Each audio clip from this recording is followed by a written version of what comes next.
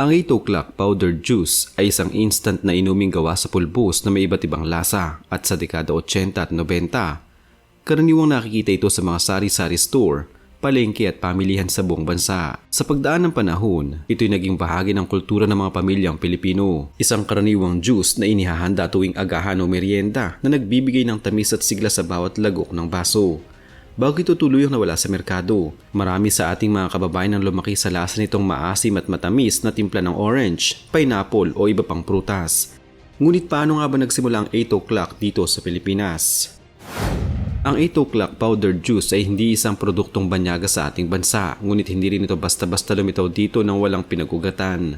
Ayon sa mga tala at marketing literature ng produkto, ang 8 o'clock ay isang lokal na brand na powdered juice mix sa Pilipinas noong lumitaw sa merkado noong 1980s sa pag-usbong ng powdered juice category sa bansa. Ito ay unang pagmamay-ari ng Sugarland International Products o isang kaugnay na Sugarland entity, isang lokal na kumpanya na nagpo-produce ng iba't ibang inuming pulbos at instant mixes para sa merkado ng Pilipinas. Sa panahon ng dekada 80, kinilala ang 8 o'clock bilang bahagi ng mabilis na lumalaking powdered juice industry sa bansa, kung saan unti-unti nang nagiging popular ang ganitong uri ng inumin dahil sa affordability, convenience at adaptability nito sa lokal na panlasa. Ito'y instant juice blend, nangangahulugang ang pulbos ay hinaluan lamang ng tubig at asukal at maaari ng inumin, bagay na angkop sa maraming sambahayan noon na naghahanap ng madaling paghahanda ng inumin para sa kanilang pang-araw-araw na konsumo at sa kanilang mga bisita. Matapos ang ilang taon sa ilalim ng Sugarland International, ang brand ng 8 o'clock ay napasailalim sa mas malawak na corporate structure. Noong huling bahagi ng dekada 90 at unang bahagi ng 2000s, ang rights o pagmamay-ari ng brand ay nakuha ng mas malaking kumpanya sa ilalim ng San Miguel Corporation, isang kilalang malaking conglomerate sa Pilipinas na may malawak na interes sa industriya ng pagkain at inumin. Mula sa pagkakamit nito, ang 8 o'clock ay nakapasok sa mas malawak na distribution networks at nagsimulang i-promote hindi lamang sa Metro Manila kundi pati sa mga probinsya na nagpalawak ng abot nito sa merkado. Hindi naglaon kapag nagpalawak ang San Miguel ng kanilang negosyo sa partnership kasama ang Coca-Cola sa Pilipinas, ang brand na 8 o'clock ay napasailalim sa The Coca-Cola Company at sa mga lokal na subsidiary nito tulad ng Coca-Cola Export Corporation at Coca-Cola Bottlers Philippines Incorporated. Ito'y naging bahagi ng isang mas malaking portfolio ng non-carbonated beverages sa ilalim ng Coca-Cola, kasama ang iba pang mga powder drinks brand na kanilang nakuha mula sa iba pang mga lokal na kumpanya sa paglipas ng panahon. Upang maunawaan kung bakit ginamit ang pangalang 8 o'clock, mahalagang paghiwalay nito sa iba pang mga mas kilalang 8 o'clock brand sa mundo. Tulad ng 8 o'clock coffee sa Estados Unidos, ang brand na iyon ay may sarili at hiwalay na pinagmulan mula sa The Great Atlantic at Pacific Tea Company at kilala sa Amerika bilang 8 o'clock coffee simula 1985, simula 1859. Samantalang 8 o'clock juice sa Pilipinas ay hindi direktang may kaugnayan sa pangalan ng coffee brand sa Estados Unidos. Ang pangalang ginamit sa lokal na produkto ay may isang marketing strategy na nagpapahiwatig ng isang tinimplang inumin na maaaring ihanda tuwing oras ng pagkain o pahinga, na tumutugma sa karaniwang gawin ng mga pamilyang Pilipino noong dekada 80 at 90. Sa ganitong paraan, ang pangalan ay nakapagbigay agad ng relatability at recall value sa mga consumer. Sa pagpasok ng 8 o'clock sa merkado ng Pilipinas, naging isang malakas at kilalang brand ito dahil sa affordability. Ang mga sachet at litro packs ng 8 o'clock ay binebenta sa abot kaya na presyo, bagay na umakit lalo na sa pamilyang nasa middle at lower income segments.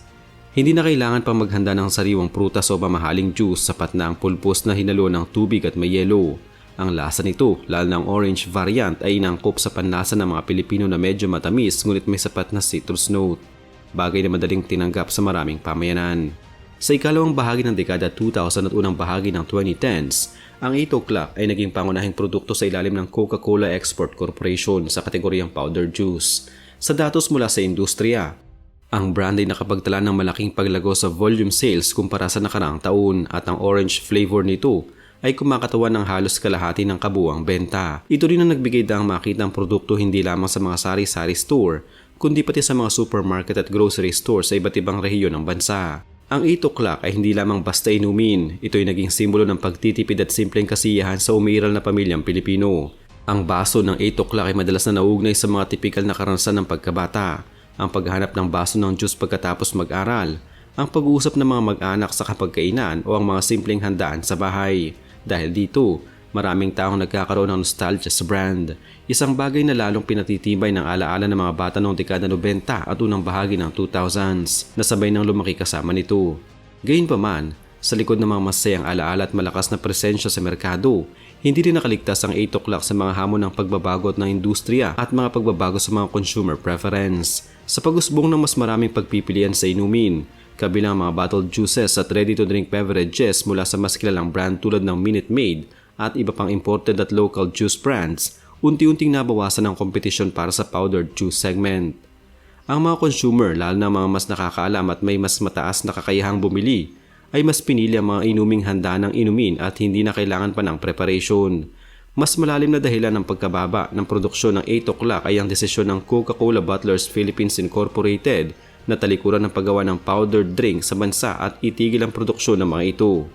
Noong 2021, inanunsyo ng Coca-Cola ang plano nitong isara ang mga linya ng pagmamanapaktura ng powdered drinks kabilang ang 8 O'Clock bilang bahagi ng kanilang programang World Without Waste, kung saan nais nilang bawasan ang paggamit ng plastic sachets na mahirap i-recycle at tumutok sa mga sustainable packaging solution. Ang naturang desisyon ay may malaking epekto.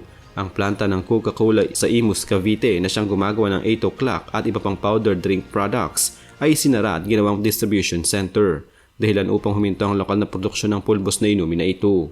Ang resulta nito ay unti-unting pagkawala ng 8 O'Clock sa pamilihan, simula sa mga natatanging variants hanggang sa mga litro packs na karaniwang mabibili sa mga sari-sari store at grocery.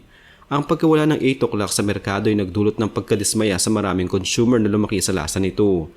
Maraming mga Pilipino nagpahayag ng kanilang nostalgia at pangungulila sa brand sa iba't ibang social media platforms kung saan sinasabi nilang ang 8 O'Clock ay hindi lamang basta juice, kundi isang bahagi ng kanilang pagkabata at mga simpleng alaala ng pamilya. Maraming nagpahayag na masarap ang lasa nito at naiiba ang timpla kumpara sa iba pang powdered juice, habang ang ilan ay nagpahayag na ang presyong mataas na kaunti kaysa sa mga katulad na produkto ay sulit dahil sa nostalgic value at distinct na lasa.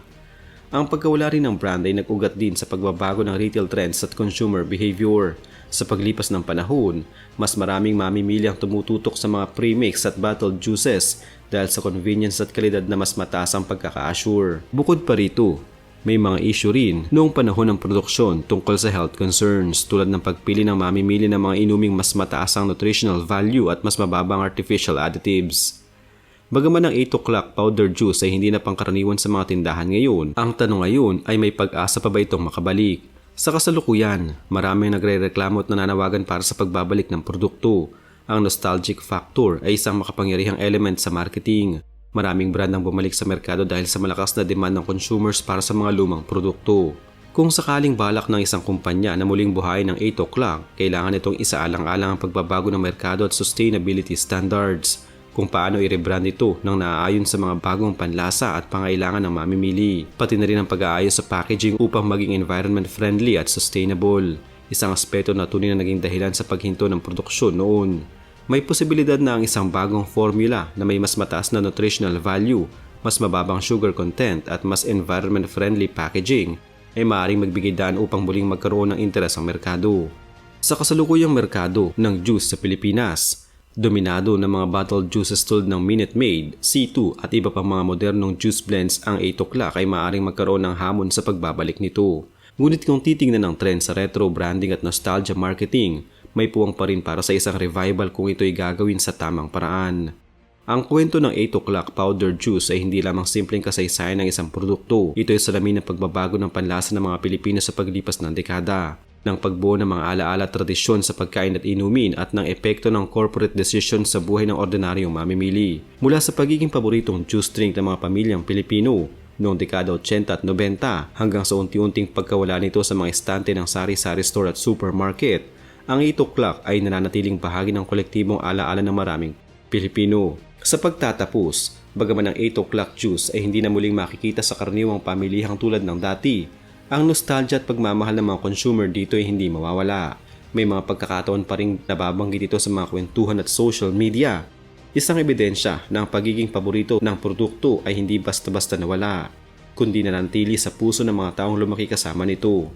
Sa huli, ang kwento ng 8 O'Clock juice ay hindi lamang tungkol sa isang powdered drink, kundi tungkol sa mga simpleng karanasan at masarap na alaala na hinaluan ng bawat baso nitong timplang Pinoy.